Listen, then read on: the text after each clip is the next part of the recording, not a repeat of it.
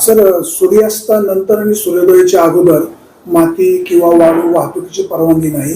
जुन्नर तालुक्यामध्ये रात्रीच्या वेळेला मातीची सर्रास वाहतूक होते. आम्ही महसूलला पैसे देतो अशा प्रकारचे सगळे ऑडिओ व्हायरल होतात. सर, आपल्याकडनं काय उपाययोजना असेल?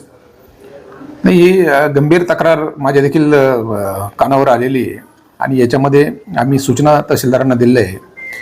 जमीन महसूल कायद्यामध्ये गौण खनिज कशा पद्धतीनं काढावं, किती प्रमाणामध्ये काढावं, त्याची वाहतूक कशी करावी याच्याबद्दलच्या सविस्तर सूचना कायद्यामध्ये अधोरेखित आहे. आणि अशा पद्धतीनं बेकायदेशीरपणाने कुठल्याही गौण खनिजाची, केवळ मातीच नव्हे इतर गौण खनिजाची जरी अशी अवैधरित्या वाहतूक होत असल्याचं जर दिसलं तर निश्चितपणाने संबंधितांवर कारवाई करावी लागणार आहे.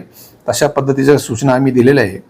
आणि विशेषतः रात्रीच्या वेळी जर अशा पद्धतीची वाहतूक होत असेल तर पाठीमागं शिवजयंतीच्या बैठकीमध्ये उपस्थित असणारे RTO विभागाचे अधिकारी आणि पोलीस अधिकाऱ्यांना देखील आम्ही सूचना दिलेल्या होत्या की याच्यामध्ये इतर विभागांनी देखील लक्ष घालण्याची गरज आहे. तर संयुक्त कारवाई निश्चितपणाने पुढच्या या कालखंडामध्ये केल्याचं आपल्याला पाहायला मिळेल. सर, जो कथित ऑडिओ व्हायरल होतोय किंवा आम्ही महसूलच्या अधिकाऱ्यांना किंवा कर्मचाऱ्यांना दीड लाख रुपये देतो, हे ऑडिओची चौकशी होईल का?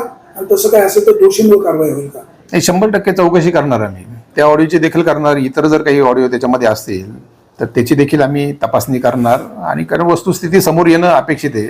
विनाकारण काहीतरी आरोप करायचे म्हणून करायचे याला काही अर्थ नसतो. तर याच्यामध्ये जर कोणी आमचे कर्मचारी देखील जर सहभागी असल्याचं निष्पन्न झालं तर निश्चितपणे त्यांच्यावर देखील कारवाई आम्ही प्रस्तावित करू.